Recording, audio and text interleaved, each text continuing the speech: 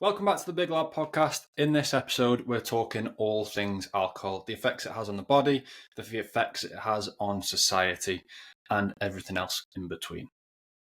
So, to begin with, I think alcohol is just ingrained in British culture. It becomes a thing where as soon as you turn 18, it is straight to the pub. Every Friday and Saturday with the lads or with your girls. It is so just ingrained in society. I think we're known as a country that is not necessarily alcoholics, but a lot of our social structure comes from and is surrounded by alcohol. There are God knows how many pubs in this country. You can't go to any small town or anything like that without finding yourself bumping into a pub. Like, I've noticed it personally when I've been on holiday. There was a place I used to go in Spain when I was younger quite often. We then came quite friendly with some of the local people there, and they just couldn't wrap their head around the fact that we would just drink for the sake of drinking, whereas they would drink to sort of enhance the moment. We just drink and then the moment is enhanced, I would say. But yeah, I don't think it's a great thing that we're necessarily known as big drinkers, but as I mentioned, it's just ingrained into the British culture. There are so many pubs out there. It's on adverts. It's just everywhere. You can't go anywhere without there being sort of alcohol involved. Like, even if you go to like your local bowling alley, they'll sell pints. But yeah, it's one of those things. Like, when I was in high school, there were kids like my age that were drinking at the age of like probably like 12, 13, 14, 15. And to be fair, I was probably one of the last people in my year to really start drinking. I think I had my first drink at like 16 when I was on holiday, again, when I was in Spain. And I was just never really that interested in it. I was quite into my sports as a kid and just didn't see where alcohol was going to benefit me. Whereas a lot of the people that I hung around with and went to school with, they were sort of drinking at a really young age. And I was a bit of a sad though, to be honest. I was the kid with the football. I used to get a pint of milk and a pack of custard creams and just go and kick a ball pretty much all evening, whilst everyone else was sat there with like 2 litre bottles of Frosty Jacks and whatever else they used to drink or try and get their hands on anyway. But I have a little bit of a stat on the young drinking in the UK. So back in 2018, there was a survey done, and in England, pupils between the ages of 11 and 5 who drank alcohol in the past week consumed an average of 10.3 units. Now, not a lot of us deal in units, but the average pint is between 2 and 3 units, depending on how strong it is. So we've got 11 and 15-year-olds drinking anywhere between sort of 3 and 5 pints a week. And that's if they were being honest. And obviously that doesn't include every 11 to 15-year-old. It's just the ones that were in the survey. But that's pretty concerning, considering the legal drinking age is 18 in this country. Not really what we want to be moving towards. Obviously, this was done in 2018. Things could have changed. Things could have progressed, potentially got worse because of things like COVID and things like that. I feel like a lot of people were drinking more during the lockdowns, just as something to do. I think we were all very bored during that time. I know myself, I drank a hell of a lot more during the lockdowns than I do sort of now. But I do think in the last couple of years, really, there is starting to be a movement away from drinking alcohol. Not necessarily like teetotal, but like a lot of people opting not to drink. Mainly, like I said before, things like it actually enhancing the moment. Like, a lot of people seem to be drinking if it's going to enhance the moment they're in, and if it's not, potentially choosing a soft drink. But I think it's also driven by things like the price of alcohol. It is so expensive to go on a night out now. You can't really get a pint for anywhere under sort of £5 unless you're in like your local Weatherspoons. I know in some places, like recently, I spent £7 on a pint down in Devon whilst I was seeing my nan for a couple of days. So I know the prices in London are pretty similar. You're looking at like high £6, £7 pints, and it's quite crazy because if you think about pre-pandemic, you're probably looking like £4 a pint, maybe some places like £5. But I remember the social club that our football team used to play out of, and that was £2.50 a pint.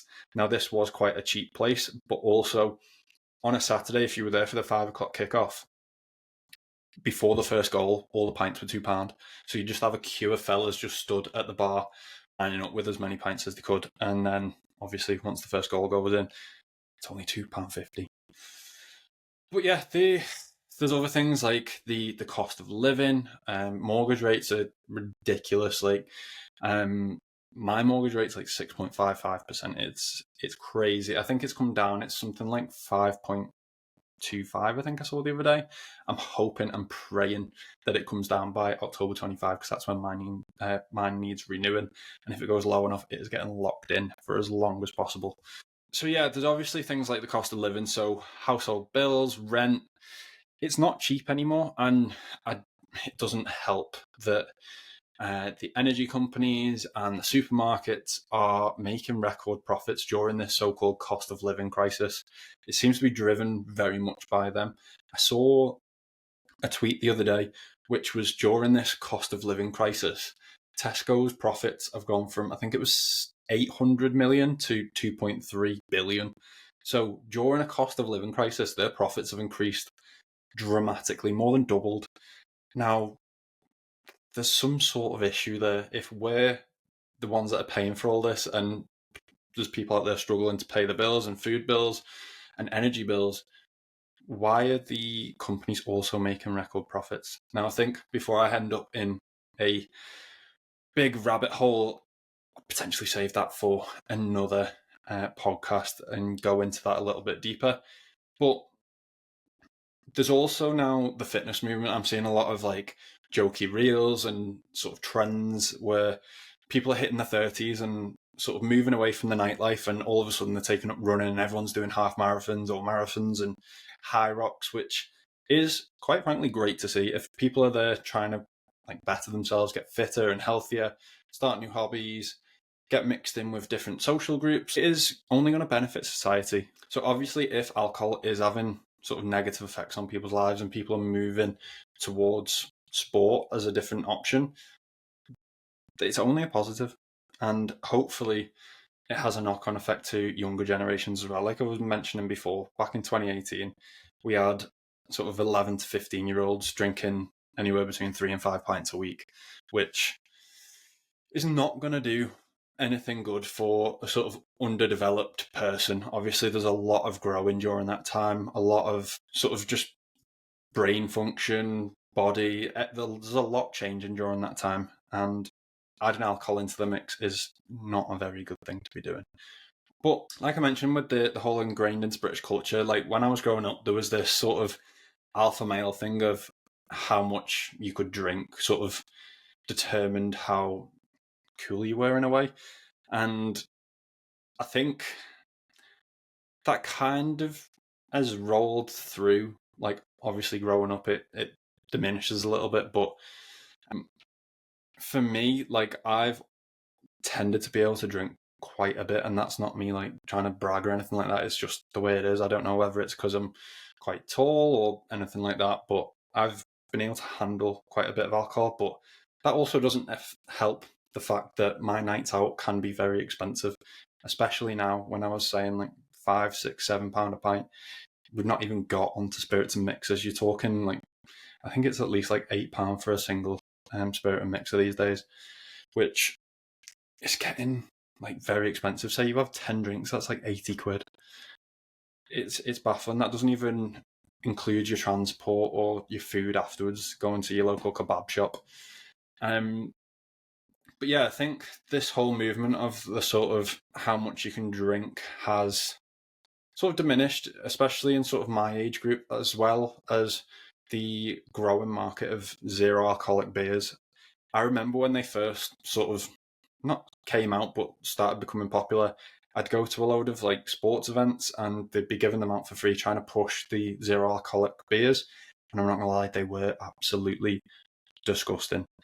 Recently, I've actually tried a couple of them. I've never really been into drinking zero alcoholic beers. I just opt for something else instead. But I spoke to a mate who's had a few, and I thought I'd just give them a go. Like, why not? I actually enjoy the taste of beer. So if I can have beer but not have the sort of negative side effects, it's kind of a win-win. I was in Aldi the other day and they had Leffe. I think I've said that right. Really small bottles, but tastes really good. It tastes very, very similar to the actual thing. And then there was another one that I found in Tesco, which was Erdinger. And it actually baffled me, this one. They branded it as like an isotonic beer. So they have like all the vitamins in and sort of electrolytes in there, I think there was. And it was essentially, when I looked at it, it was very similar to drinking like an actual isotonic drink in terms of what was in it. But obviously it tasted like beer. And again, it tasted really nice. So I can probably see myself in the future having a lot more of these, especially when it comes to sort of the weekends and stuff. And I just, I've had a long day or I've played football and I just fancy a beer or the taste of beer, then I may opt for them in the future instead of just drinking maybe 1 or 2 beers for the sake of drinking them. It's not going to have the sort of desired effect that the reason you would drink beer for. So if I can get the taste of it, but without having the sort of negative side effects or having to worry about drinking enough to get me drunk, because it's never going to do that, it's quite a good option these days. There's a ever growing market of zero alcoholic drinks, I find. So yeah, I'm going to keep an eye out, and obviously I'll put them on my Instagram if I like them or don't like them and you want to give them a go. They're there, try them. So we are going to move on to the effects of alcohol on your body. Obviously, we all know there is a negative side effect to drinking. There is obviously the hangover, and there's lack of motivation to do stuff. That is the main one that I tend to not necessarily struggle with, but that is the main impact of drinking on me, is the lack of actual want to go and do something. I'd lose out on sleep massively. I'm not the best sleeper anyway, but I find if I go on a night out, I will tend to wake up at a very similar time that I would usually wake up anyway, so I don't even get like a lie-in. So say if I've gone on a night out, I get in 2, 3, 4 in the morning, I will probably wake up like 8 o'clock later. So there's a chance I'm getting like 4 hours of really low quality sleep. So I'll wake up shattered. I often can't really get back to sleep after that. So the desire to actually do stuff the next day is very minimal. Back in the day, I used to somehow force myself to go and do like a leg day on a Sunday and just sweat it out, and I would feel horrendous for a good hour or two, but after it felt weirdly good. And then I'd just survive until it was late enough to go to bed, because you don't want to go to bed too early because you may wake up like midnight or something. So I would just fight throughout the day to stay awake and then get a decent night's sleep. But these days I'm trying to not do too much in terms of the gym and look after myself a bit more, because I feel like in the past I've lifted too much weight and tried to mix that with football, and it's just not really mixed very well. And then on top of it, doing things like triathlons and other fitness events, which, yeah, it's a strange mix to try and balance. But I'm trying to move away from that. At the start of the year, I did say I wanted to sort of enter as many events as possible, but I've thought about it more and more, and I could go and enter a load of events and do them, but I would never really truly be able to focus on one event at a time, because I've always got football there and wanting to stay on top of my weights and stuff. So I would never fully know how good I could actually be in these events. It would be a case of just turning up and just doing them for something else to do, which in itself is fine, but I'm really just wanting to stay sort of injury free these days, because it is a pain in the ass. So, on to the effects of alcohol on your body. So, we obviously know there's the effects on the brain. Alcohol is a neurotoxin, so it can disrupt the communications to the brain. So that this is why you sort of have those alcohol related blackouts, where you have those gaps in your memory on a night out. So you may sort of wake up the next day and have that anxiety where you don't remember certain portions of the night from the night before. So what happens is the alcohol temporarily blocks the transfer of memories from your short-term to long-term storage. So that is known as memory consolidation, and that happens in the area of the brain called the hippocampus. So basically, the alcohol is just stopping that long-term memory storage. So when you wake up the next day, it's gone. I find it myself, I can sometimes be like know that I'm absolutely fine in the moment. I wake up the next day and I'm like, what happened there?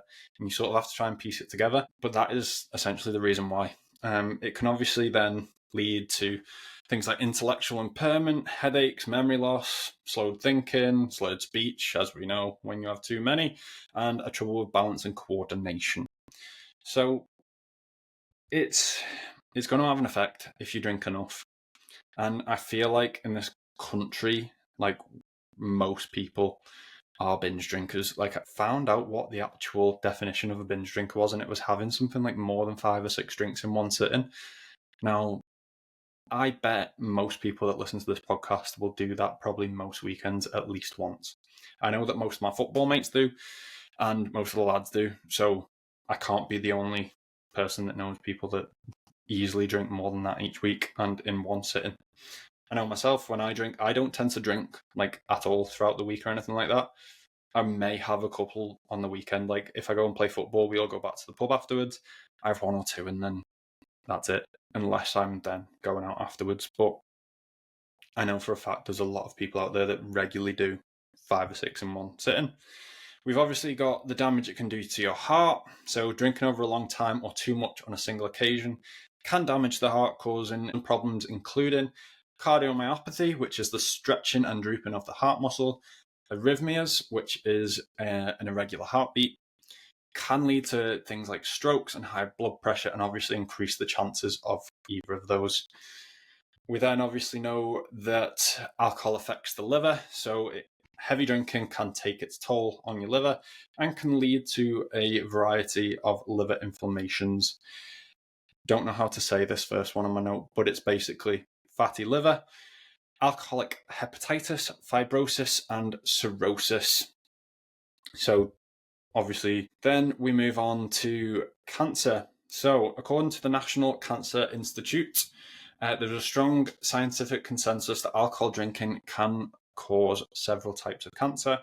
The evidence indicates that the more alcohol a person drinks, particularly the more alcohol a person drinks regularly over time, the higher his or her risk of developing an alcohol-associated cancer. Even those who have no more than 1 drink per day, and people who binge drink, those who consume four or more drinks for women and 5 or more drinks for men in one sitting, have a modestly increased risk of some cancers. Based on data from 2009, an estimated 3.5% of cancer deaths in the United States, which is about 19,500 deaths, were alcohol related. And there is also research that shows an association between alcohol consumption and breast cancer. Even 1 drink per day can increase a woman's risk of breast cancer by 5 to 15% compared to those who do not drink at all. So there's some pretty serious side effects now. I imagine there's a lot of people out there that think, like, if I drink every now and again, it's not really going to affect me. But there's clear research and data that suggests that even small amounts of alcohol can really affect your health in the long term. Andrew Huberman did a really, really in-depth scientific podcast on alcohol, and what I will do, I will link it in the YouTube description below. So if you are watching on Spotify or Apple, quickly hop over to my YouTube and listen to that one. I think it's a good 2 hours long, that one, but I found it really interesting. He's like a scientist, so it would be really interesting if you go and have a listen to that. But yeah, it rolls on then to the actual effects of alcohol on society.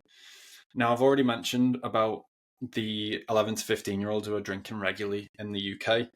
There was also a survey taken by Alcohol Change UK in January 2023, which concluded that 36% of young people have decided to reduce their alcohol consumption due to anxiety or anxiety, as it's commonly known, or 30% of drinkers said they would like to reduce how much they drink.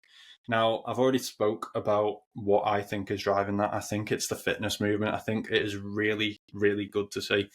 But there's obviously then the cost. And then I think people are just becoming a bit more aware of the effects of what it's doing to them. So, there's obviously the hangovers, there's the lack of motivation to do stuff. A lot of people are starting like side hustles these days. Obviously, I'm an accountant full time. I have the podcast, I have my PT, and I also recently started a small clothing business. So I've got a lot of stuff to do. So if I'm going out on, say, like a Friday or Saturday, and then I'm losing a whole day the next day, that is a lot of time that I'm missing out on to work on these side hustles. And I just can't really afford to do it anymore. So that is one of the things that's personally putting me off. And I think that's also happening to a lot of other people. A lot of people are signing up for events and stuff on weekends in the morning, so they can go out on like a night out, but they have to reduce the amount that they drink and go home a little bit earlier and potentially not make those sort of silly decisions to stay out longer and then ruin the diet by getting a kebab afterwards. And I think that is really what is driving it. Young people just wanting to do more with their time instead of losing out on weekends, because obviously quite a lot of us work hard 9 to 5, Monday to Friday, and we sort of cherish the weekends a lot more because it's a small amount of time that we get back each week. And if you're spending at least one of those days just sat on the couch not wanting to do anything, Monday comes around very, very quickly and you feel like you've done nothing. So, yeah, I think we will see an even bigger change in the amount of alcohol consumed. And like I said, I don't think it's a bad thing. Adult substance misuse treatment statistics for 2022 to 2023. There were over 290,000 adults who were in contact with the drug and alcohol services. 30% of all adults treated were for alcohol-only related problems, which is over 86,000 people.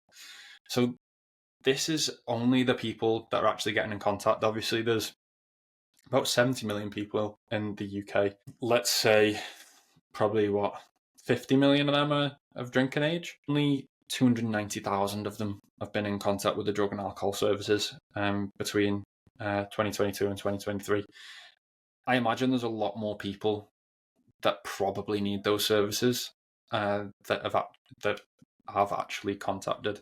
I reckon that 290,000 people is a very small portion of people that need to use those services. And then, according to the UK Parliament website, harmful drinking that causes alcohol-related death and hospital admissions cost the NHS an estimated £3.5 billion in England and cost an estimated £21 billion per year to society. So we're not talking small amounts of money. That is extremely large amounts of money. And imagine if there was a lot less people drinking or drinking less. I think alcohol will always have its part in society, especially in the UK. I think it's too far gone. There will never not be like a UK without alcohol. But I think if people were to drink less or completely stop, imagine how much free time that would take up from the NHS and how much of sort of budget could go towards other things that could potentially help other people or just help society in general. Like 3.5 billion. Imagine if we even halved that. That's a hell of a lot of money to put into something else to improve the country. So, yeah, like I say, I don't think we are ever going to see the UK without, the pub culture and things like that. But just have a second thought about how much you are drinking. Are you drinking too much? Are you drinking too regularly? Think about whether drinking is actually making this situation any better. Is it adding to the experience, or could you have the same experience by just, having a soft drink? Like for me, when I go to the Liverpool game, I've always had a habit, and I don't know whether it was more of a superstition thing, but I've never really seen. There's only a couple of games I've ever seen Liverpool be beat at Anfield that I've actually been to. But I made it like a little superstition thing that like I'd always get a pint before the game. Now, one pint is not making that experience any better or worse.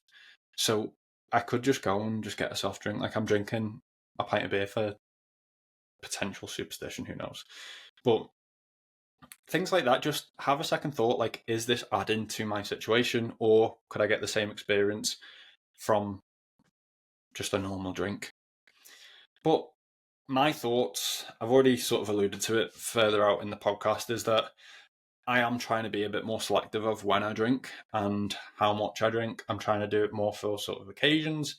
I've got too much stuff that I want to do. I'm being very, very consistent with the podcast stuff at the moment, and I want to keep that continuing because that is what is going to help this podcast grow. Like I've said, I've already got the PT up and running, and the clothing will be stepping up soon. I've got a big announcement for that coming up, so stay tuned.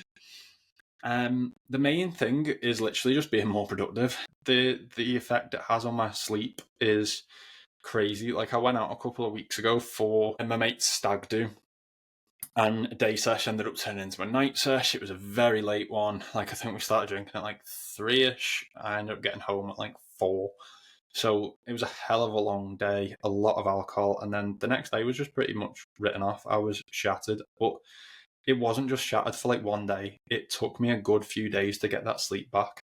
And there's obviously like just feeling a bit foggy and just not really feeling like doing anything for a good few days. But if I'm more selective with when and how much I drink, then it's only going to benefit me in the long run in terms of being consistent with my podcast, being consistent with other things outside of that, and keeping on top of working out and just my all-round health in general.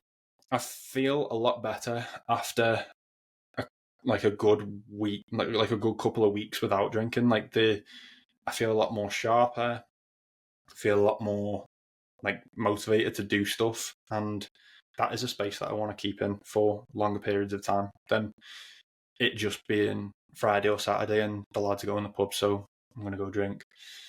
I'm kind of a little bit bored of that same cycle. I'm trying to do different things. I mentioned in the last podcast about seeing groups of women now that the weather is better, going for walks and just going for a chat. I've actually organised one with my mates to do something different. So we're going out to, like, there's a forest not too far by. We're going to go for a wander around there, and we're just going to go for a pub lunch. Doesn't mean I'm going to be drinking because I'm going to drive there. We all have to drive there, it's quite far. But it's just to do something different. Have a chat with the lads, have a laugh, just go for a wander, get some steps in, get out in nature for a little bit. Something different than just being like, hey, it's Friday, what are we doing? We'll go to the pub. Bored of that. Like, it's been 10 years essentially of like, that is the main place that I've met up with my mates. Like, I would love to see some stats of like the most popular destinations that I've seen my mates in, and I bet you like the top 3 are like 3 different pubs. So yeah, these are just my sort of thoughts on alcohol and the way it's moving. If you've got any different thoughts, obviously get them in the comments below. Would always love to hear other people's thoughts. If you have enjoyed this one, make sure you drop it a like. If you're on Apple or Spotify, please leave it a review. And if you are new, make sure you are subscribed, and I will catch you in the next episode.